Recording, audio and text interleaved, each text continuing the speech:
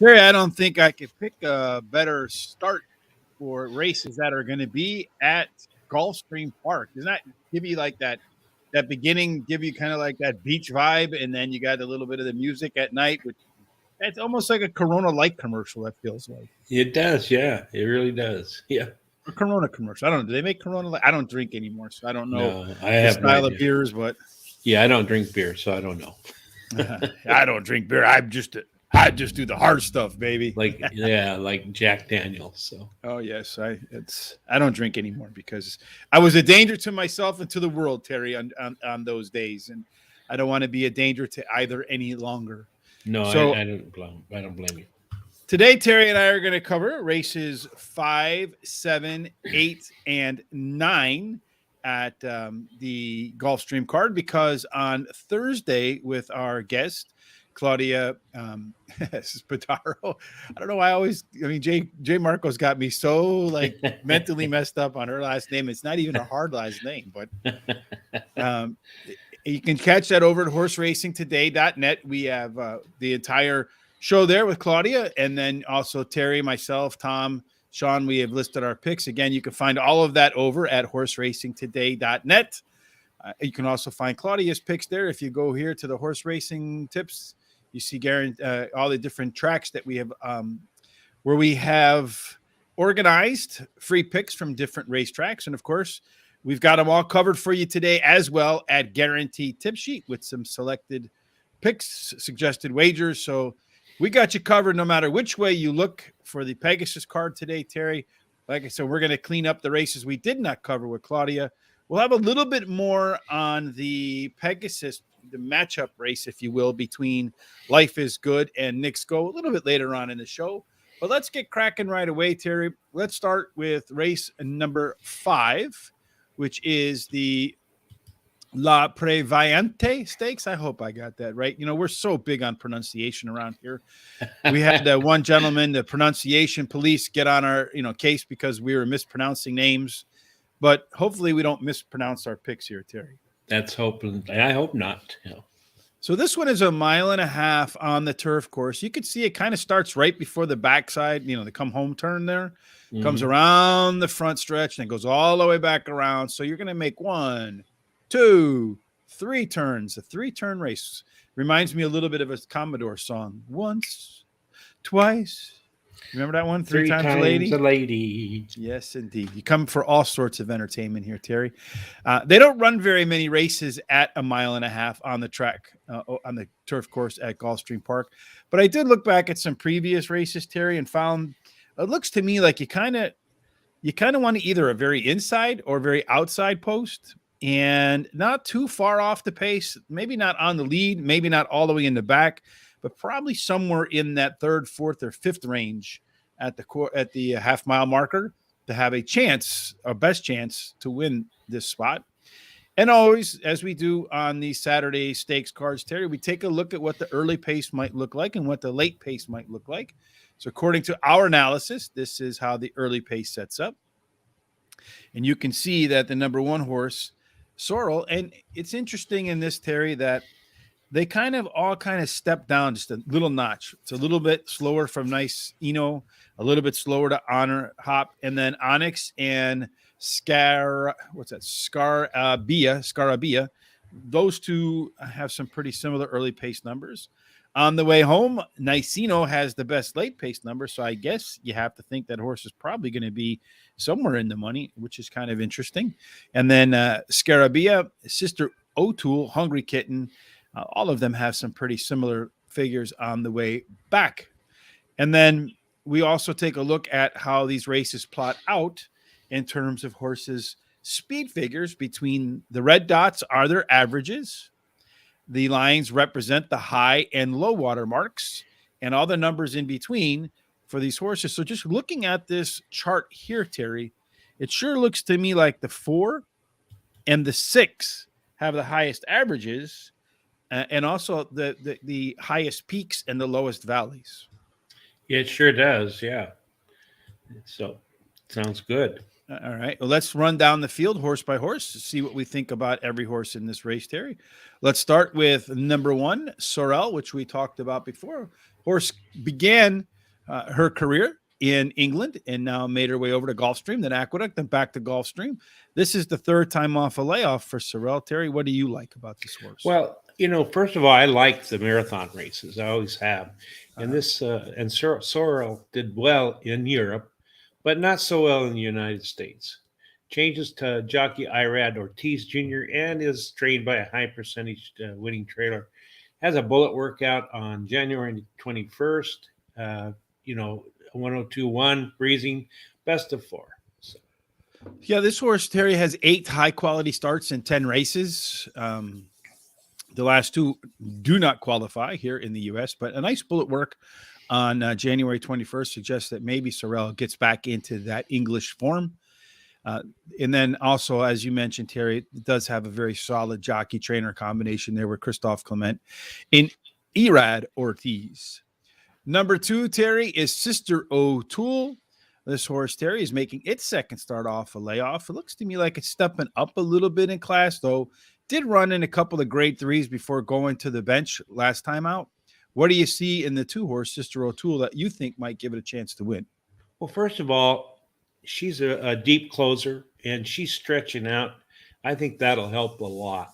And then she's finished in the money 9 out of 12 races during her career, and she's won 2 of those races. Uh-huh. Yeah, I look at this horse, Terry, and it does have, if you rewind a little bit in the past performances, it does have the ability to get out a little bit fast. The horse last time out was the favorite and failed to fire, so I do expect that you'll see the horse maybe bounce back off of that. And again, you got a pretty decent jockey trainer combination down there. Graham Motion's won 27% so far. And I mean, Luis Saez, as Claudia mentioned on the Thursday night show, he's just been tearing up Gulfstream Park. So maybe he does it again here.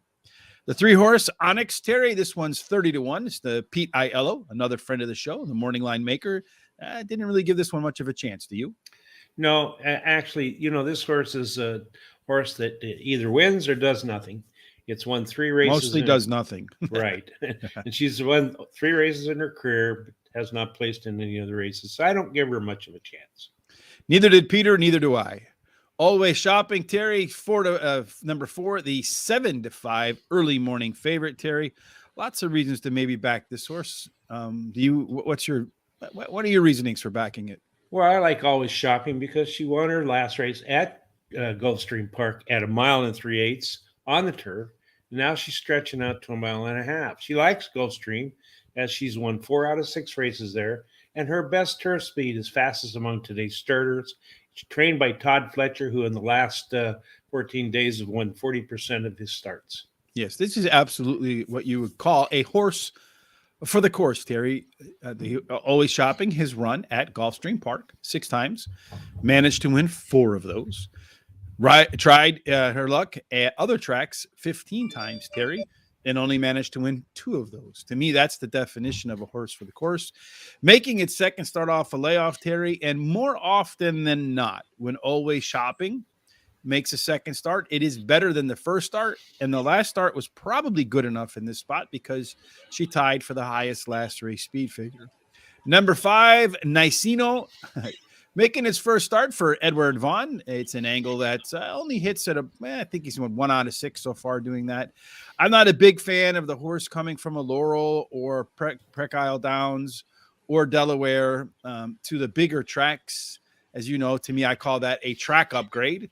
Do you think Nicino can overcome the track upgrade? No, actually, no. This horse is first time at Gulfstream Park, trying for the first time. She does have a 4 furlong workout on January 20th at Turfway Park. 48 breezing, 3rd best out of 22. But the competition in her is a little, I think, over her head. So. It's a little bit too difficult. Yes, I agree with you. And number 6 is Beautiful Lover, Joel Rosario, teaming up with Christophe Clement. That's usually a pretty good combination up in New York. We'll see how it plays out down here in South Florida. A horse did put a bullet work on paper since the last time she raced on December 31st. Another that's making a second start off a layoff, Terry, that typically It doesn't really get 2 starts in a row normally, but when she does, the second one is a little bit better than the first one and was not inexpensive at $650,000. Yeah, this horse, Beautiful Lover, she's a Bob Dylan horse, I call. She's always knocking at that door. Oh, I thought you were going to say she got off of Spotify because she was mad at Joe Rogan. Yeah, no, that's funny. Anyway, just missed winning 2 races back at 1.5 miles. She only lost by a nose, and she likes Gulfstream Park. She has a bullet workout of 5 furlongs, 102.1 breezy. Number 7 is Scarabia, Terry, 4-year-old filly, making its 4th start off a layoff. Did regress pretty much a lot in its last race, although it did win, but deceptively because those fractions were slow. Seems to me like this horse is maybe better suited for all weather than it is for turf. What do you think? Yeah, I think I agree with you there. She's finished 5 times in the money and 8 career starts, but she just broke her maiden in her last start. So I think this is a little bit too hard for her in this race. Yeah, I'm not a big fan of that angle maiden straight to like graded races. The odds of those horses winning are really, really, really low, Terry. And when they do win, typically there are some markers along the way that'll tell you that they have a shot to win. Usually the marker is the highest last race speed figure. And usually it is they won their maiden in the first, maybe second, at most third try. And in that third try, they had the highest last race speed figure. You don't see any of that with Scarabia. Horse number 8, Terry, is Hungry Kitten. Horse is making its second start off a layoff. And when you look back at this horse's history, it typically runs maybe the same as it did in the first start or sometimes worse. So maybe a little bit of regression from Hungry Kitten today. Yeah. Hungry Kitten has really never been competitive in the grade 3 races, but has jockey Javier Castellano, who, if you check on, wins 18% of the turf races in graded stakes that he rides. So this one has a little bit of a chance, I think. Well, certainly the odds are favorable then if he's got an 18% chance to win. Number 9, Honor Hop, ridden by Julien Leperoux, trained by Brian Lynch, Terry, making its first start since October 13th when he last ran at Keeneland, finishing second by 3/4 of a length at an allowance race. It's got some workouts, a lot of workouts since then, obviously some really good fast ones, Terry, and has a pretty good pedigree score. Do you think that Honor Hop can come off the bench and hop right into the winner's circle? Well, as you said, it's been off for 3 months. She has, and she just missed winning 1.5 miles in her last race. And she does have the highest last speed rating. She's tied with another horse. But I think she's going to need a race or 2 before she's ready to pop the win. Before she's ready to find her way into the winner's circle for a photo session. I agree with you, Terry. So yep. How are you going to stack them and rack them, and how do you see them crossing the finish line, and in what order? Okay, well, my first pick is the favorite, number 4, Always Shopping. And then I like number 2, Sister O'Toole, as my second pick. Then I like number 6, Beautiful Lover, as my third pick. And then Hungry Kitten, number 8, as my fourth pick. Well, we agree on a couple of the picks there, Terry. I think it's hard to get past the favorite here, the 5-horse, and the 4-horse Always Shopping. So that's my top selection. My second choice is number 2, Sister O'Toole. My third choice is number 6, Beautiful Lover. And then hold on, I'm saying I'm repeating yours. My first pick is number 4, Always Shopping. Number 6 is Beautiful Lover is my second choice. And then I like the 2 inside horses. Number 1, Sorrel. And then number 2, Sister O'Toole. I don't know how I just read your picks there. I'm just looking because I got all this stuff written down on my sheet of paper here. You can see this is just part of what I do every time for a race. So I got all sorts of numbers and things written down, not to mention what I go through in the past performances and everything else, Terry. Well, I know, but you do so darn much. I'm really amazed that you don't get mixed up with a lot of stuff because you keep it pretty darn straight. You're pretty sharp.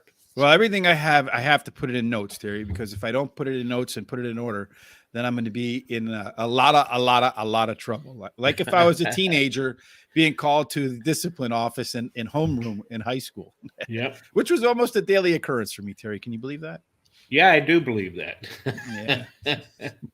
Yeah. Funny. when the little PA would make that little sound was about to come on, all the kids in my homeroom would always say, whatever my homeroom teacher's name was, so just say it was Mr. Hay. Mr. Hay, could you please send Rich Beaglemeyer to discipline? All the time. So we have another marathon here, Terry, as you deem them, in race number 7. This one is 1.5 miles on the turf. It's the W.L. McKnight Stakes. I'm not quite sure who W.L. McKnight is. Didn't bother to Google that. Because the more important thing is, Terry, that we get the race right. And again, they don't do a whole lot of these at 1.5 miles, but I look back at the last 5 to see how they ran, to get a kind of profile of a winner of a W.L. McKnight race. Last year, the 7th position one went wire to wire. The year before that, post position 10 one was the 7th horse at the half-mile marker. The year before that, 2019, post position 3, the horse was 3rd at the half-mile marker. And 2018, post position 7, horse was 4th at the half-mile marker. And in 2017, post position 1, the horse was 8th at the quarter-mile marker. So it kind of looks to me like you want to be middle back, and maybe post position doesn't matter, but maybe you kind of barbell approach. You want to be on the inside or the outside. Would you agree with that? Or yeah, I would. Yeah, absolutely. And always we take a look at the pace. So here's how we see the early pace breaking out for this field. And I did not eliminate, because when I put these charts together, Terry, last night, obviously they did not scratch or take in or scratch in or scratch out any horses. So I have everybody in the mix here, Terry. On the way out of the gate, Flying Scotsman's going to be exactly that, Terry. A Flying Scotsman. And he has a pretty good advantage over King Cause and Tiberius Mercurius. I just love the names. And what makes it even worse for me, Terry, is I can't see that well. So the small print, because there's so many horses in the field. And then on the way home, Oriental Trigger, Sole Volante. I remember that horse. Remember the big story about the little girl who owned that horse in the Kentucky Derby, and they did that big profile that was very sweet. So that's how they should come on the way home. And then if you look at the speed figure chart, Terry, you see the one horse in this race, and that is Temple, seems to have a pretty good advantage over the rest of the field because its average race is way above the average for every other horse in the field. And in a lot of cases, its average race is better than the best race for a couple of other horses in this field. Yep. I think these charts put things into an interesting perspective. What do you think? Yeah, they do. A lot of times they show up things that I don't think about or I didn't consider, and it makes me look at that horse a lot harder. So yeah, I think sometimes, as who was it, Shakespeare that said, "A picture paints 1,000 words," but don't quote me on that, Terry. I might have got that one wrong. So let's run through the field again. We talked a little bit about Temple, the horse that had the top numbers in terms of its average speed rating, its top speed rating, and its bottom speed rating being better than what most every other horse on this field has been able to put together. What do you think? Yeah, I do. Actually, this is a really big field here. There's going to be 13 horses, I think, running. They've actually had 2 scratches, the number 2 Oriental Tiger and the number 15 Kygo, but everybody else is going. So the 2 and the 15 are out. I didn't get a chance to do scratches. So Terry, I thank you for that. So 2 and 15 are out. So what do you think about Temple? Okay, well, Temple finished in the money in the last 4 races, winning one of those races, and his best dirt speed is fastest among today's starters. He likes Gulfstream Park. He's been in the money 10 out of 12 times, and the distance should not be a problem. Yeah, the only concern for me with this horse, Terry, minus what we saw up on the screen there, is that it doesn't tend to run exceptionally well off the bench. It's been on the sideline since December the 15th. Does have a bunch of workouts in there. I do like Umberto Rispoli on the horse. I think he's a very good jockey as well. And then as far as the Gulfstream record is concerned, the horse has done really well. They're in the money 10 out of 12 races. So I do like horses that run well on the track there. As Claudia mentioned, the turf track is a little bit of a tricky track. So you want to have a horse that does have some experience across that. Oriental Tiger, scratched. Number 3, Farmington Road. Terry, what are your thoughts about Farmington Road? Well, I don't really think Farmington Road is a good turf horse. He's only won one race at Colonial Downs, and he was the hard favorite. So he was against probably substandard quality horses. So I don't think he has much of a chance. Yeah, it's another horse, Terry, that's making his first start off of extended time on the bench. Been on there since about Thanksgiving, so quite a while. And it doesn't tend to run well in its first trip across the track after taking some time off in the barn for a little R&R and hopefully some of the good hay. So, yeah, I'm kind of going to pass on that one, too. Number 4, Media Blitz, Terry. It's a horse that's run at Gulfstream, didn't do very well, though does have 2 runs at the distance, 1 W. So the 1.5 miles is one that fits well for this horse, maybe. Yeah. Well, Media Blitz, I'm going to throw out that last race because he had plenty of trouble last race. He studied at the mile marker. He was bumped. He came 4 wide into the turn. And he has, as you said, won a 1.5 mile race at Churchill Downs last May. Mm-hmm. And Churchill Downs is a little sandy too, from what Mike Smith said to us. So I don't know why, or maybe clay. I think he said, yeah, more clay. So that's not really sand. Number 5, King Cause, Terry, is another horse that's been in the barn for a while, kind of taking it easy, taking a return back to the track. Last time out, when the horse returned from the track, it didn't even finish the race, Terry. Prior to that, it did win on the inner turf course on a first start at Saratoga. Again, prior to that, first start, inner turf course at Saratoga won. Prior to that, Churchill Downs finished second off the bench. Prior to that, at Tampa, finished second off the bench. So its back class says King Cause is one that might actually like a little bit of time off and its return to the track. Yeah, I agree with that. This horse has won 4 of the last 6 turf races it's been in. Mm-hmm. And actually won its last turf race. So, it's got a little bit of a shot, I would say. Might have an opportunity to find cash a little bit of a check there. Yeah. Bama Breeze, Terry. Again, another horse that's been on the sidelines for a long time. It won the last time it had a little bit of time off. Prior to that, it finished 6th, but not all that far off, just 2 3/4. Prior to that, first start, finished 8th by 4 3/4. Prior to that, it won. So kind of a mixed bag, although it has not run at Gulfstream Park yet, which is a little bit of a concern for me, Terry. I would like to have seen a trip across this course before I would have gone with Bama Breeze. Yeah, as you said, he's coming to Gulfstream for the first time to compete, has the highest last speed rating, and can compete at today's distance. Number 7, Mandate, Terry, adds to the list of horses that have taken some time off. Do you think this one has a shot in here? Well, let me see here. I think Mandate finished in the money in his last 4 races, and he won one of those races. The best turf speed that he has is fastest among today's starters. He likes Gulfstream Park. He's been in the money 10 out of 12 times, and the distance should not be a problem. We're in race number 7 now, AZ, KZ. We did race number 5 before. Just to kind of recap where we're coming from today, we did the 10, 11, and 12. So we did the 2 Pegasus races that end the card. And then I forget the name of the other race, race 10 on Thursday with Claudia Spadaro over at thanks, Jay, for messing me up on that name for eternity.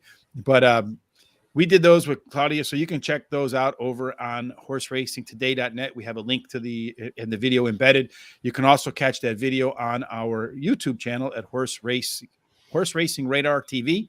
It's over there as well. We'll have a little bit more from that video in just a minute. So right now we're on race number 7. Number 8, Terry, is Baker's Bay, a horse that is, well, making another one off the. I mean, is it like a part of the condition book that you can't have a race before you take this race, Terry? Sounds like it, doesn't it? Mm-hmm. Yeah, I'll tell you. Well, Baker's Bay did run 5th in a Grade 3 race, 2 races back at Churchill Downs, but only lost by 2 3/4 lengths. But he's a horse that I would probably not use. Well, the one thing about this horse, maybe, Terry, is that it does have a ability maybe to get up and out of the gate a little bit, be close to the pace. And we talked a little bit about how the setup of this race might favor horses that are, somewhere around 3rd, 4th, or 5th at the half-mile marker. I expect he'll be in that spot, around that spot. The question is, can he finish it out? Race number 9 is Glenn County. Again, I must be a part of the condition book. This one hasn't run since October, Terry. It was the favorite when it ran in October. It lost, but Michael Maker comes back and wins this race, Terry. And it's interesting that I bring up Michael Maker's name because if you look at the history of this race, Terry, in the last 5 years, guess how many Michael Maker has won? 3. Keep going. 4. 4 out of 5. So this is Mike. They should just rename this race the Michael Maker race. At least then I'll know who it is. I don't know who W.L. McKnight is. Maybe somebody can tell me who that is. But what do you think about Glynn County and Michael Maker's chance to make it 5 out of the last 6? Well, this horse has a really good chance. And let me tell you, these horses probably take time off because they like running these marathons. They got to take a little rest. But anyway, Glynn County likes this distance. He has a high percentage jockey, Tyler Graffione. The winner wins 21% of the time when bringing back a beaten favorite to race. And he finished in the money 8 out of 16 races, winning 4 of those. Yeah, you mentioned that maybe he needs some time off to run this marathon. Well, the last time the horse had some time off, a similar kind of time off, came back at Keeneland and run an allowance race with a nice late push. The number 10, Terry, is Ben. Last time out, won a $100,000 race, going 2 miles on the lead, Terry. I think you're going to probably see this horse amongst the early leaders. The question is, though, that outside post, that early turn, that could work way against its advantage. It did win that last race going wire to wire at Gulfstream Park. Any chance it can do it again? I certainly think so, because I'll tell you, last time I came up with this horse as my top pick and then didn't use it because I thought, no way can it go 2 miles. Maybe a mile and a half. Make that mistake again? I am not. So this, as you said, he won the race at 2 miles, going to the front, ran all the way. He has a high percentage trainer and a high percentage jockey. Trainer Todd Fletcher in the last 14 days have won 4 out of 10 starts. And this horse has won 4 out of 3 of his last races, leading all of the way in all those races. There's not much other speed in the race, so if he can get out there and not get pressured, I think he can go all the way. Well, interesting. Luis Saez rode him for the first time last time and got a really good race out of him, winning by 4, back in the irons again. And Luis has been tearing it up down there. And just to note, at Aqueduct here and at Belmont, the horse did break from more of the outside, not quite the 10 post, but broke 8th and 7th in an 8-horse field, and then again in an 8-horse field. So it has been able to overcome an outside draw and still manage to find its way towards the lead. Boy, there's a lot more horses left to go, huh? There are, yeah. Number 11, In Effect. Any chance that In Effect and its start off a layoff can upset this field, Terry? No, I don't think so. It hasn't really done much since last June. Yeah, right. So I agree with you. Let's move on. Number 12, Sol Volante. This is one, Terry, that does have a lot of late juice. Certainly won't be a part of the early figure of this race. It's one of the few that's actually got one under its belt coming into this race. Lost to Doswell last time out, who's racing a little bit later on the card, I think in the Pegasus, the Turf Invitational. So running for bigger bucks. Can Sol Volante for less money get the W in race number 2 off the bench? Well, this horse ran a mile and a half grade 3 race and did not impress me. Nope. So I'm really not too high on this horse. I think the horse has a shot, Terry, off that, with the second off a layoff does tend to improve. Got that late kick. I do think the extra distance helps. I don't know that it can win, but I do think it has a chance to come up for 3rd or 4th. Flying Scotsman, Terry, I think Flying Scotsman is going to be the one that gives the 10 horse all it can handle. Probably wish that the 10's probably wishing that Flying Scotsman didn't get into this race. I expect some early pace out of Flying Scotsman in its 3rd start off a layoff. One time it did run at Gulfstream Park. It won, and when it did, it hit triple digits. If it can repeat that race, Terry, Flying Scotsman could upset the pack. Yeah, he's the only one that I really have concerned with pushing the number 10. But he hasn't really done much since last February, so he's going to need to improve how he's been running to really do much here. But those early pace numbers, Terry, are something that should strike fear into horses. If you can get slow fractions like 2 Emmys did against domestic spending, you never know. I doubt he will because of Aban on the inside, but you just don't know.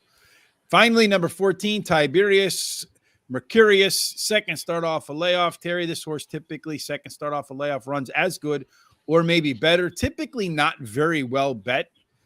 Michael Maker again, who's won this race 4 out of the last 5 years, has another opportunity with Tiberius Mercurius. I'm curious. Do you think this will be the one for Michael Maker to make it 5-6? Now, this is a scary horse. This won the last race at Turfway Park very easily.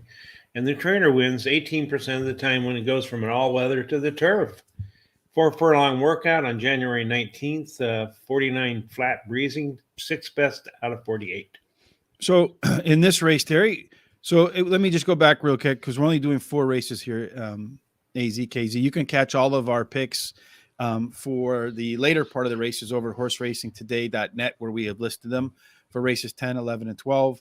Terry and I are doing race 5, 7, 8, and 9 here. So in race 5, Terry went with the 4, 2, 6, and 8. I went with the 4, 6, 1, and 2. Now, Terry, it's your turn to make your picks for race number 9. Okay, in race number 9. Race number 7, I'm sorry. I'm race sorry, yes. Race 7, yeah. Mm. Race number 7, I like the number 10 A-Band as my first pick. And then I like Glen County number 9 as my second pick. I like Media Blitz number 4 as my third pick. And I like Bama Breeze as my fourth pick, number 6. Terry's going 10, 9, 4, and 6. I'm going to go 1, 9, 10. And it's a tough call for me, Terry, between the 4 and the 12. And I'm not sure which one I want to go with there. So I am going to go with do I want the closer in Sol Volante, or do I want the more inside horse with Media Blitz? They're both probably going to be in the same place. I just feel like Sol Volante's probably faced better competition. So I'm going to put the 12 in there. I'm going to go 1, 9, 10, and 12. That's how I'm going to hoping to catch a price in there too, Terry. That would be a good thing, right? It would be. And a lot of times in these marathons, you'll see that that happens quite a bit. Mm-hmm. And as I mentioned a few times, Terry, we had Claudia Spadaro on our show on Thursday, and she had a pretty interesting, I think, is it a simile, a metaphor, an analogy? Maybe an English major can help us out with that one. But she talked a little bit about why she preferred Knicks Go over Life is Good. And she's actually seen both horses up front, said that Life is Good is just giant compared to Knicks Go. I know Tom Carley says that you can put it on the board. Yes, you heard it here first last week that Life is Good is going to win that race. But let's see what Claudia had to say. All right, Sean, you get now. It's your turn, Sean. I skipped over it somehow. Hold on. Let's see if I can get it right. Hold on. Let me get it in here. I'll bring it back up in a minute, Terry. Okay. Hold on. Let's see what we have here. After party, and I went to get a drink. No, she's talking about something different here. So hold on. All right, here we go. Oh my God, the adrenaline. Both of them are so good, and I'm gonna be so happy. You can hear that, right, Terry? One of them. Yes. I'm gonna be so happy for Irad. I'm gonna be so happy for Joel and for Todd and Brad. I mean, these 2 horses are so talented, and I am a fan. So yeah, I have to pick one. I know that, but I'm just gonna say that I'm just gonna enjoy this race. This is the kind of race that we are crazy about this sport, and I'm so excited. Like I have been the whole week just like waiting for. I mean, I wanna see these 2 horses getting this much. But even though I have to say something. When Life is Good did his debut, I text Bob Buffer and I said, he always speaks Spanish to me. So I was like, oh my God, you have such a great horse. And he answered, este es el caballo más chingón que yo he tenido en mi vida. And it's like, this is the horse, like, it's like a bad word, but it's like, it's a badass. Best horse that I have ever had in my life. And this is coming from a trainer that has 2 Triple Crowns. So to me was, oh my God, wow, with just one race. So I was like, okay, wow, he really likes this horse. And then we have seen him like grow and all the things that he have done. And it's amazing. But I'm going with Knicks Go. Why? To me, he's the champion. He's coming like every single time he proved it in the Breeders' Cup Classic. Everyone was crazy with essential quality. And I was like, I like Knicks Go. And in that day, my trifecta was Knicks Go, Essential Quality, and Medina Spirit, and I hit it. But Knicks Go to me is a horse that has such a good heart. He's already at his A game. I don't love the post position number 1, but I mean, and you can disagree. Some people like that post position, but I think he has to break really well. And the key thing that I decided go with Nick's Go is like I have a theory with the distance, and it's like a new pair of heels. So with Life is Good, he has never run this distance. So he's going to the nightclub wearing these heels for the first time. He doesn't know if he's gonna hurt or not. Nick's Go on the other hand, he's going to the nightclub with the heels that he knows he's gonna dance the whole night, and he's gonna be until 5 a.m. and keep dancing, and they're amazing. So to me, So there you have it, Terry. Yeah, I love that It's how all she about analyzed that. It's all about the heels, Terry. That's right. I thought that was really good the way she put that. So it made Very a lot of descriptive. sense. Yeah. Yeah. And, I mean, I personally have never danced in high heels for the first time, but if I did, I would know that if I'm going to go dancing, to make sure I wear some heels that were a little bit older, right? That's right. Absolutely. Yeah. For sure. That would be, I think, a key for me in terms of what's going on there. So yeah, catch that whole interview with her. She's so enthusiastic and had a lot of stuff that had you smiling and agreeing and just kept you watching the entire time. I rewatched it myself, and I enjoyed watching it, even though I was a part of it. So I think it's definitely well worth your time to catch that. So race number 8, Terry, is, let me pull this up, is the Inside Information Stakes. So this is kind of like Congress's trading race, right? I don't know if you've been reading about what's happened. I think that folks in Congress last year made something like $294 million worth of trades. Did you read that? No, I didn't see that. So I'm not sure. Are they Congress people or are they professional traders? Whatever it is. And despite making $294 million in trades, Terry, they outperformed the indexes, which 90% of all mutual fund managers underperform the indexes. Makes you wonder if the Inside Information Stakes is named after Congress, Terry. I think it is. Yes. So this one is 7 furlongs, Terry, on the main track. They've run 20 races at this distance, Terry.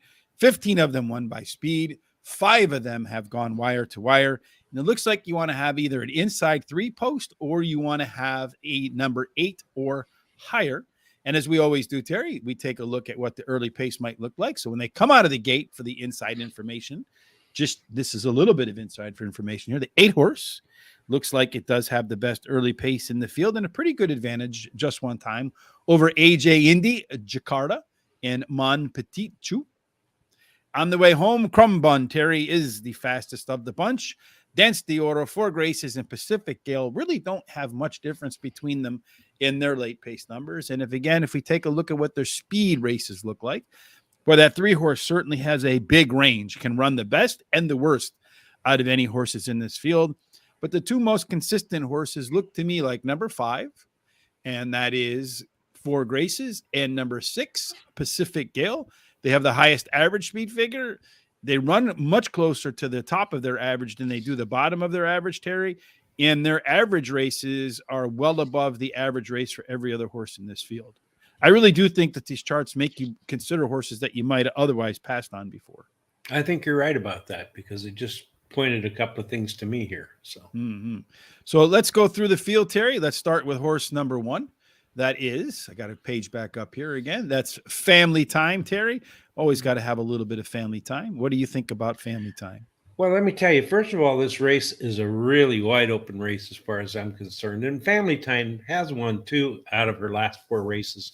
And this rail is winning at a 22% clip. So you feel like the horse has a shot then, Terry? Is that what you're trying to say? Well, I'm not going to use it as one of my picks, but I would not be surprised if it got into the exotics. If it upset the exotic payouts a little bit, fattened them up, as they say. All right. That's right. Yeah. So for me, looking at this 1 horse, Terry, it does have, 1, 2, 3 consecutive speed figure increases, with the last one being a huge jump off the previous one. So that does concern me a little bit, Terry, although it was on Gulfstream in one of 2 races at Gulfstream. And that number, I'm a little bit worried about a bounce there, to be honest with you. Has run at the distance a couple times. Maybe 7 furlongs isn't long enough, but if it can get to the lead and stay on the lead, I think it has a pretty good shot to maybe upset. Number 2, AG Indy is another horse that does have some very strong early fractions shipping in from the West Coast, where it has 1, 2, 3, 4 consecutive speed figure increases, Terry, and in those 4 races is just a nose away from winning all 4, although against much lower competition. Yeah, that's true. I really like this horse, AG Indy. It comes in from Southern California, where she won, 3 of her last 4 races, and as you said, she could have been 4 for 4 with only losing by a nose. Mm-hmm. She has a really sharp workout on January 22nd, 4 furlongs, 48.4 breezing, and she was the 7th best out of 31. So. My question, though, Terry, is 7 furlongs like the other race? 7 furlongs might have been too short for number 2. I mean, for number 1, Family Time, and maybe 7 furlongs for AG Indy is too long, because when you look at its races at 6 furlongs, it hasn't really done that well. At a mile, hasn't done that well. It seems to me it does better in shorter races. So maybe 7 furlongs, maybe that catch weight distance might be the right distance, but I'm a little worried it might be just a tad too long for that horse. Well, I kind of agree with you there, except for the fact that in November of 2020 at Del Mar, did run a mile and only was beaten the neck. And then prior to that, it ran a mile in September and only beaten the neck. So I think this horse can hold the speed if it's not real pressed for 7 furlongs. Yeah, I feel like there's a lot of speed in this race, because look at Dance de Oro's past performances right there, Terry. 1, 1, 1, 1, 1, 1, 1. It's going to be on the gas as well out of the gates, Terry. 3rd start off a layoff, and this horse has had a difficult time putting together 3 starts in a row. Only did it once before, and that was post debut. And the 3rd race was not as good as the 1st or 2nd start. So I wonder if the horse regresses a little bit here or found new form. But at Gulfstream Park, it has won 4 out of 9 races, Terry, and has won trip across the distance at 7 furlongs, but did fade kind of badly at the end of that start. Yeah, I agree with you. It has plenty of speed, winning 2 out of the 3 races, leading all the way to win. So it's going to put some pressure on AG Indy, I'm pretty sure. And it's won 4 out of 9 races at Gulfstream Park. So. Number 4, Mon Petit Chou. Horse is making its 2nd start off a layoff, Terry, and the last couple of times it made it to a 2nd start. 2 out of 3 times, Terry, the horse moved up in performance. This is one that looks like it can be a Terry horse that it doesn't necessarily need to be on the lead and can kind of close in at the end, or if the inside horses don't try to go all out, can hold them honest and run a race from the front as well. Yeah, you're right about that. It's an angle I looked at, but I think this horse needs another race to get into running shape. It has the decent workout of 1 minute and 4 breezing, 3rd of best out of 8. Mm-hmm. Number 5, 4 Graces, was one of those 2 horses on that chart that we showed, Terry. That's average race is much better than the average race for other horses in this field. Julien Laperot and Ian Wilkes teaming up together on a horse that seems to like 7 furlongs, Terry. It ran there 6 times, won 4 of them, ran other distances 3 times, and only managed to finish in the money once. That was last time out, where it finished 2nd by a nose at 6 furlongs with a late push. Is that extra furlong going to get 4 Graces its 5th win in 7 races at this distance? Yeah, this horse is a horse that in the past I've bet a couple of 3 times. I've really liked it. But I think this race is not a good race for it. First race back after 6-month layoff. Yeah, she ran 2nd, only lost by a nose, and she likes Gulfstream. As you said, she's won 4 out of 6 races at today's distance. So, number 6, Pacific Gale, Terry. Horse has not run since October 17th. In previous starts off the bench, it hasn't done too bad. Had a win. Both of those at Gulfstream Park, by the way, Terry. And then came back to Belmont, finished 3rd. And then last time it came off the bench, finished 2nd by 4 lengths. So it's one that does tend to run well fresh. Had a really nice workout on January 16th, telling me that Pacific Gale is going to give it a good go once again after spending a little bit of time in the barn. Yeah, Pacific Gale tried the turf last time, did not seem to like it, and now returns to the dirt, which I think will help. She has the highest speed figure at today's distance. She and the best dirt speed is fastest among today's starters with another horse. She's tied with another one. So. Number 7, Jakarta, Terry. This horse is known for speed again, so it does look to me like you're going to have a lot of speed in this race. Did run the top last race speed figure, which in fact was a number that was above par for this group. Again, that number at Parks is far greater than anything else that she's put on the track. So I do worry a little bit about the bounce. However, in its lone trip across Gulfstream Park, it did manage to win, Terry. And since that last race, put in a bullet workout, fastest of 36. I think is a very strong likelihood Jakarta is going to be sharp once again. Yeah, I do too. I like this horse a lot. This horse, last race at Parks, won it easily, and it switches to high percentage jockey. And this horse has the highest last speed rating. The trainer, of course, wins 19% of the graded stakes his horses are entered in, and the horse has a bullet workout, 48-4 breezing, best out of 36. Just one time, Terry is a horse that loves to win. Has won 4 races in 5 starts, Terry. 2 for 2 on a fast track, which I think that is how it's rated down there today at Gulfstream Park. My question here, Terry, is this is an absolute track upgrade. This horse is run either at Presque Isle Downs or Penn National. Certainly has not faced the caliber of horses that it's going to square up against today. Do you think that matters? Yeah, I really do. Although I think it would not surprise me if the horse did get up there and upset this apple cart. But won 4 out of 5 career races easily and has jockey Joel Rosario and trainer Brad Cox as the trainer. Yeah, and this is the first time around the track with Brad Cox. And usually Brad Cox, and he wins at about 24% the first time out with a new horse. So that's a pretty high rate. I just wonder if that, and I've seen it so many times, Terry, where we're betting horses that just look phenomenal at Parks, for example, and then they move to Belmont or Saratoga, and they get the lead like they should, and like their numbers suggest they will. But then as the race wears on, the quality comes, and they just back up, real fast. Crumb Bum, number 9, Terry, making its second start off a layoff, has won 2 in a row, both of which were close to the pace, both of which were at Gulfstream Park. It has run 7 furlongs 6 times, Terry, only with a second and third. So I wonder if 7 furlongs is a distance that just doesn't work because it's not long enough. Well, maybe or maybe not. This horse, as you said, won 2 in a row and has one of my favorite jockeys on there, Chantel Sutherland, who's very aggressive. And she returns to ride this horse again. She rode her both wins in the last 2 wins. The trainer wins 41% of the time when he takes a horse from a route to a sprint. And the good workout on January 5th, 48 breezing, second best out of 20. Yes, indeed. Chantel was on our show, made some news, right? When she was on our show, and she talked a little bit about her relationship with Paco, and then about how they communicate on the track, which got a lot of blowback for whatever reason. Like you think they're not talking to each other. Number 10, Starship Nala, Terry, won its last race, upset some of these horses, including 4 Graces last time out. Ran a really nice race across the board with its final speed figure being almost on par with all of its in-race numbers. That was at 6 furlongs, though, Terry. It did look like it started to tire a little bit at the end there.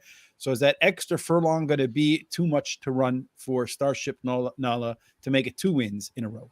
Yeah, you can be right there, because if you look at the 7 times it's ran in this distance, not one, it's ran second 4 times and third once, which to me means maybe it runs out a little bit of gas there. Runs out of gas for sure, huh? Yeah.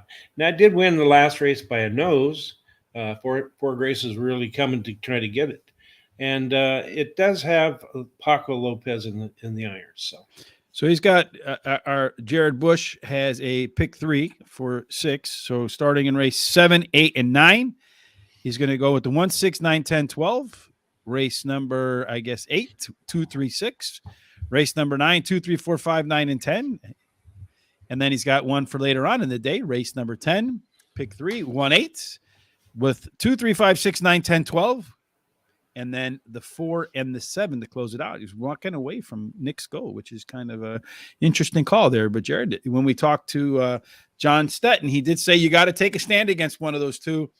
And I put a chart together at one of those charts, Terry, and I can tell you that Nick's Go's numbers are better than everybody else's horse numbers in those field by a wide margin. Yes. The only thing that concerns me a little bit about Knicks go, and that is the conversation we had with Claudia. She did mention that Life is Good is a much, much bigger horse. So I don't know that distance is going to make him. Maybe that extra weight actually hurts him the longer the race goes. All right, Terry, time to make our picks for race number 7. What do you like? Oh, actually, race number 8. I'm sorry. Yeah. Yes.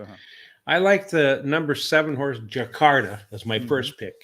And then I like the number 2 horse, AG Indy, as my second pick. My third pick would be Crumbum with Chantel Sutherland. And then my fourth pick, and that's number 9, right? Yeah, number 9. My fourth pick is number 8, Just One Time.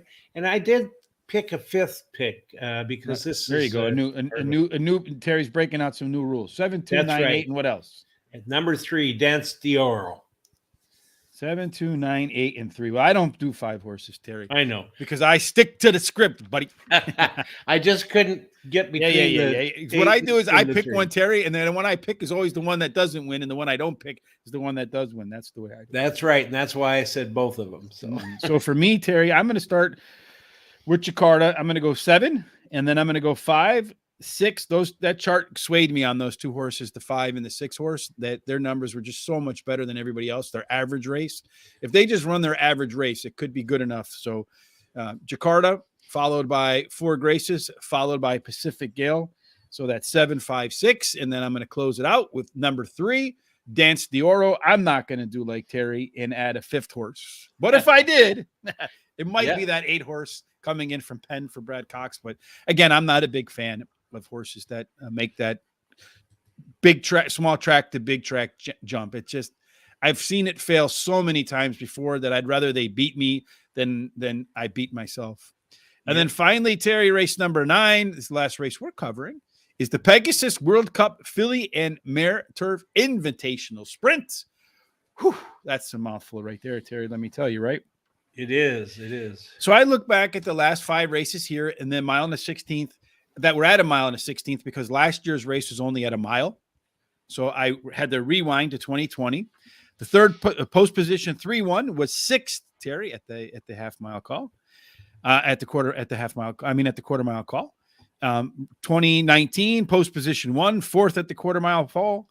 2018 post position 5, 2nd at the quarter mile pole. 2017 post position 2, 4th at the quarter mile pole. 2016 post position 1, 1st wire to wire.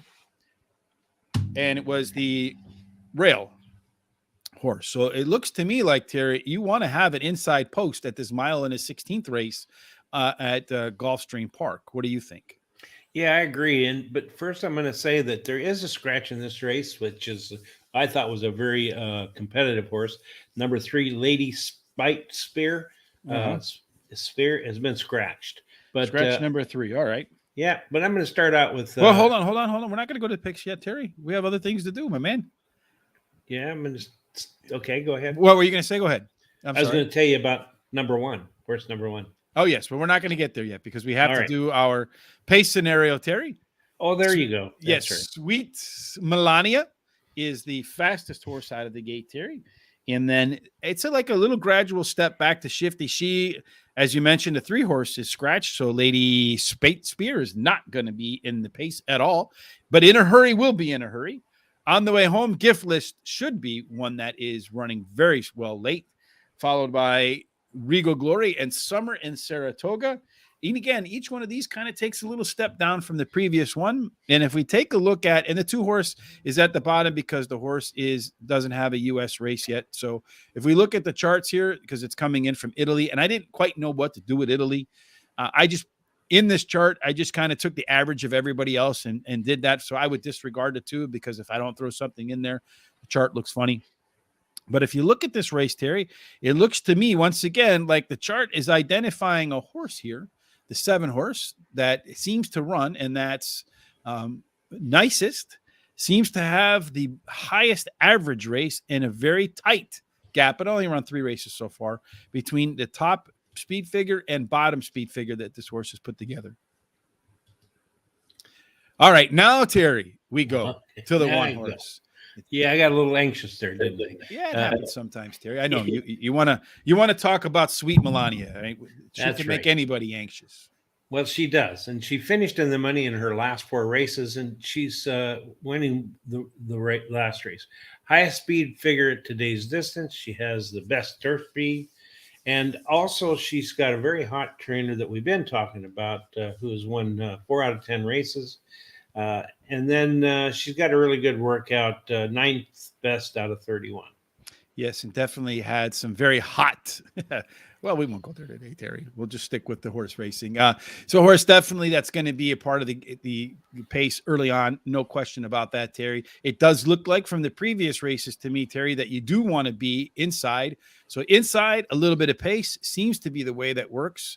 So, I wouldn't be surprised to see Sweet Melania part of the picture at the end of the race. She's one of a couple of horses in this field, Terry.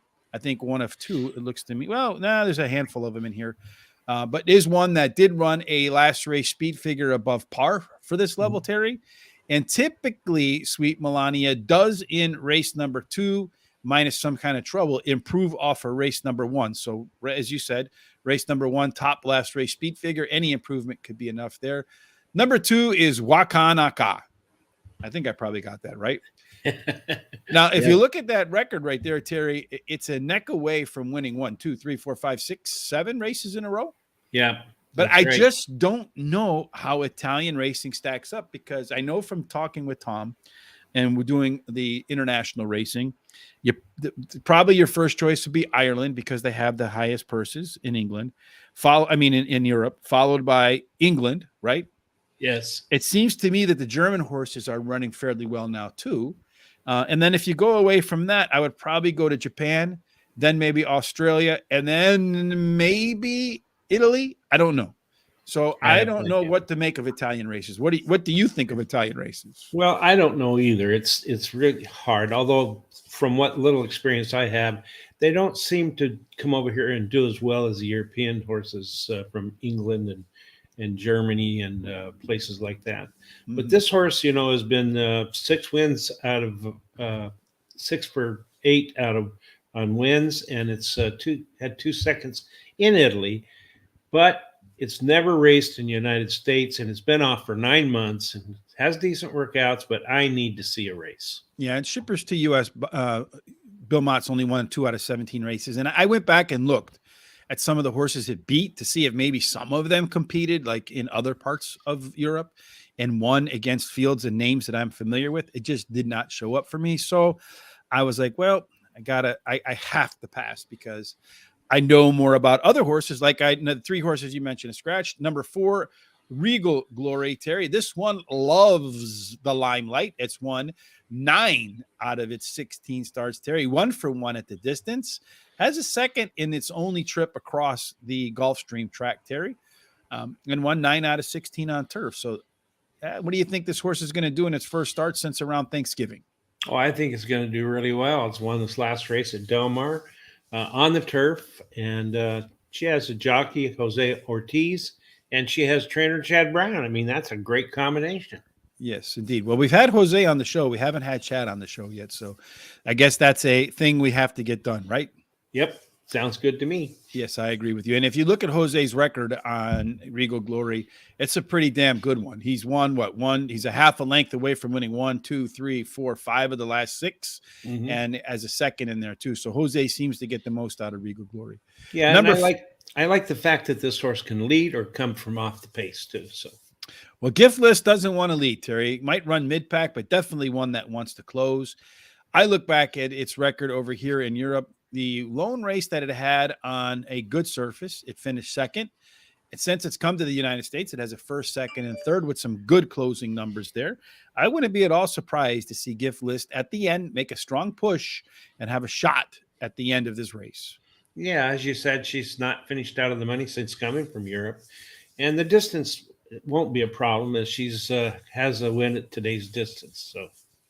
Yeah, so Lucas, he ranks them number 1 UK, number 2 France, number 3 Germany. That's probably right. The only reason I might put the France ahead of the UK is because they're running for more money over there. So maybe it attracts a little better horses, but it's probably 1A. It's an entry at Delaware on a Wednesday afternoon, Terry. Yep. Number 6, Alms, Terry, is I don't know. It's making its 4 start off a layoff, took off more than a year, maybe rounding into shape because it does have a bullet workout on January the 23rd. It was well bet against some of these horses in here last time, but you see a lot of black type in front of it for Sweet Melania and other horses. Can it overcome that and turn the table, so to speak, with 4 consecutive speed figure increases? Well, it was beat by a couple of these horses last time out and didn't run a very good race. And I don't really see any reason why it ran that way. It does have a jockey change to Joel Rosario. And this horse has finished in the money in 6 out of the last 9 races or during her career. Mm-hmm. And she's won 4 of those. And she does have that good workout of 47-2 Breezing. Number 7, Terry, is Nicest. This horse, Terry, does have one of the horses in the field that did run a last race speed figure over par since it's come over from England and Ireland. So it's run at both of the best European circuits. It has finished 3 consecutive races with a higher speed figure than the previous race. Can it make it 4 in a row? Well, I don't know. The only weak part that I see about the horse is that this horse is only one run race on the turf, and ran second last time on the dirt. And it changes though to jockey Tyler Graffione, which I think might be a good move on the part of the trainer. Yeah, I think this horse has a pretty good shot to be a big part at the end. It's had a couple of last time out, tried dirt on a race that was supposed to be on turf. I think you're going to see a good effort out of this Michael McCarthy trained horse. Too bad you can't get a good effort out of his football team. Number 8, Summer in Saratoga, Terry, is another horse of the handful in here that ran a speed figure above par for this level. It's won 3 out of its last 4 races, and in making a second start off a layoff, which sometimes is a better race than the previous race, usually as good, maybe a touch better. Yeah, this horse has won 2 in a row, going for the hat trick, as I say, and it has Corey Landry in the irons, and he's not been doing real well at this meet, but I like him as a jockey. He has the highest race speed rating tied with another horse. Number 9, Terry, Shifty She is yet another horse that ran above a necessary par speed level to win at this level. Second time off a layoff, just missed as the favorite versus Sweet Melania last time out. Should improve in its second start off a layoff. Terry, do you think it'll be enough? Although when it did match up against Regal Glory does have the black type in front of it. Can it win this race in its second start off a layoff? Well, the trainer wins 32% of the time when he brings beaten favorite back. So I think it needed that race, and I think this is going to help it out. I like the jockey, Edwin Gonzalez, is doing really well, and he has a really good trainer there, Joseph Safi. So, yeah, my concern is this horse looks to me to be an all or nothing horse. Yeah, it either wins, it has to have a second and third in there, but in 11 races, 6 wins, 1 second, 1 third. So I wonder if it gets discouraged if it doesn't have the lead, and it's going to have, I think, a little bit of a difficulty, maybe getting the lead, but maybe not. Number 10, In a Hurry, Terry. Usually is in a hurry, more so at the end of the race than it is at the beginning of the race, though recently trainer Claude McGahey looks like he's tried to move the horse a little bit more forward than where it started out his career, making a second start off a layoff, Terry, and yet another horse that ran a speed figure above par last time out. 3 consecutive speed figure increases, should improve in race 2. 4 or 6 in the money. What do you think?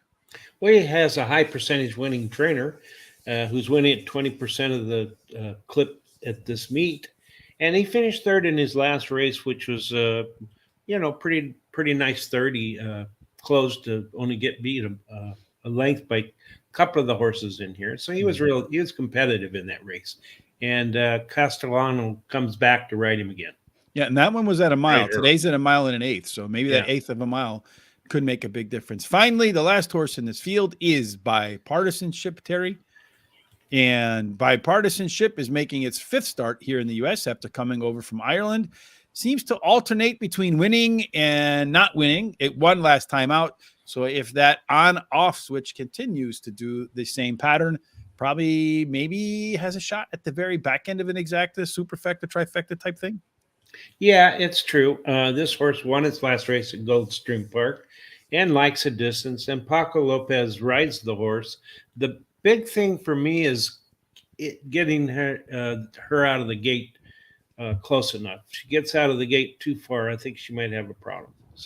So Jared says the 9 is a player, and he said yes, Terry, to something you were talking about. I don't remember what. So whatever it was, Terry, he agrees with you. So I don't remember what either. So yeah, I can't remember past 5 minutes ago, Terry. But I do remember that it is time to make our picks. So how are you going to rank the last race of the day for you and I? Okay, well, I like the number 4 Regal Glory as my first pick. Mm-hmm. And then I like number 9 Shifty She is my second pick. My third pick would be number 1 Sweet Melania. Melania. And my fourth pick would be number 7 Nisus. Wow, that's amazing, Terry. We have the same 4 horses, just not in the same order. Wow. I'm starting with the 1 horse, Sweet Melania. I feel like that inside post with some speed should work to her advantage. Then I'm going to go with Regal Glory, number 4 horse. And then I'm going to go with She Shifty as the 9 horse. And then finally, I'm closing it out with number 7, Nicest as well. So 1, 4, 9, 7. The only thing we agree on is that Nicest is going to finish 4th. So I think we've probably turned it into a winner, Terry. I think so. Yeah, that'd be great too. And it'd be going to pay pretty well too. So what are you going to do today in terms of your own? Are you going to do any personal betting today today, Terry, or you got some stuff to do? Yeah, no, I'm gonna bet the last 4 races today. So you're going to do a pick 4? Yes.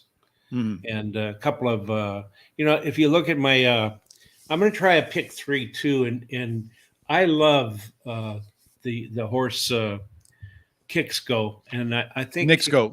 Knicks Go. I'm sorry. I think Knicks Go is going to win, but I'm going to play a pick 3, and what I'm going to do is use the 4 horses that I like in the 10th race, which would be the 1, 5, 6, and 8, and then I'm going to pick in the 11th race. I'm going to pick in my pick 3, the 6, 8, 9, 10, and 12, and then instead of using Kicks Go or Life is Good, I'm going to use Sir Winston and Endorsed. Well, I think that I one of those 2 horses is going to win, Terry. I have after studying, I could be wrong. Obviously, it's horse racing, right? They can get tangled up in an early pace duel that kills both of them, ruins both of their chances to win. But just looking at their numbers compared to everybody else's numbers, Knicks Go and Life is Good. Their numbers are up here, and everybody else's numbers are down here. In paper, at least, it looks like a 2-horse race. Oh, I agree with you. I think Knicks Go is going to win that race.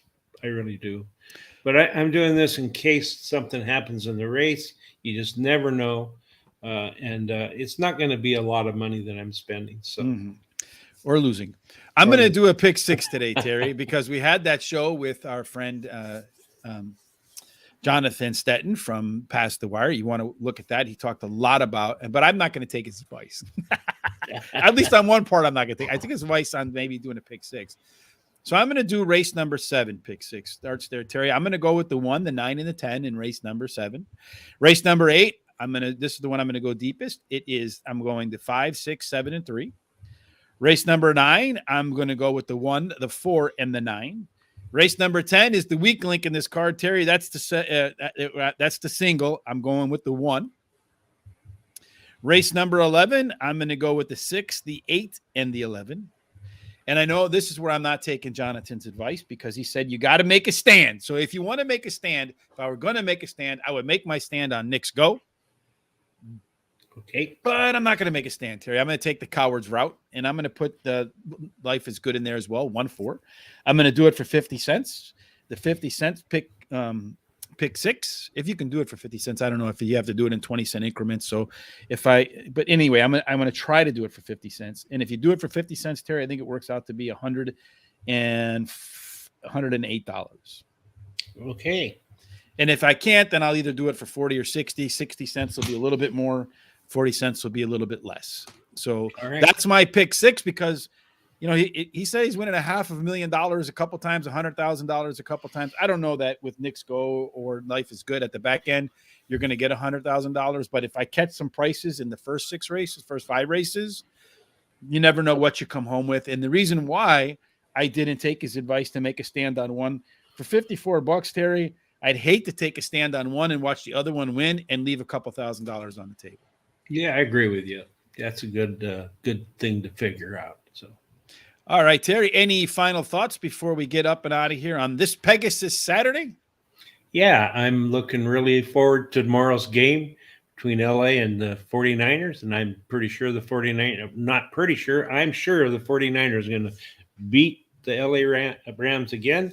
It's already done it 6 times in a row, and I think the Rams just feel like they're going to lose. So good luck to the 49ers. Good luck to everybody that's going to bet today at on the races, and I hope everybody has a fun and safe day. Yeah, today is a great day to be over. I know Aqueduct is closed and a couple other races because of the, I don't know, Cyclone Bomb, Saskatchewan Screamers. I mean, where do they come up with these meteorological names? But in any case, Terry, today is a good day if you're going to be a horse player to play at Gulfstream Park, because all the attention is going to be there with these big races, celebrities, all of the above. That means the money pools are going to be big, folks. And when the money big pools are big, as you guys mentioned, as Jonathan mentioned, as you mentioned, Terry, you do get some more recreational bettors involved, which means the pools are going to be bigger. The pools are going to be bigger. You're going to get better payouts for your bets, especially in pick 3s, pick 4s, pick 6s, and the like. As always, folks, we hope you have a fantastic Saturday, that all of your Pegasus picks, Terry, and life in general end up in the winner's circle. Absolutely incredibly true. Terry and I will be back on Monday. We'll be probably doing Turf Paradise for our pick 4. I'll send you that stuff. Tom and I yesterday did the races for tomorrow morning at Dubai. So you want to check that out over at horseracingtoday.net, also on our YouTube channel. And then finally, Terry, our friend, also did the Southwest Stakes. So you can catch that. Chris, I forget his last name off the top of my head. You can catch the Southwest Stakes over at horseracingtoday.net. That's a Kentucky Derby qualifying race. We just got stuff everywhere, Terry, nowadays. That's right. We do. Yes, indeed, Philip Perkins. Good luck to everybody. Terry and I will be back again on Monday. As we said before, Terry, we'll do round 2. We hope to see all of your picks end up in the winner's circle. Absolutely. Have a fantastic Saturday. Good luck at the track. Bye.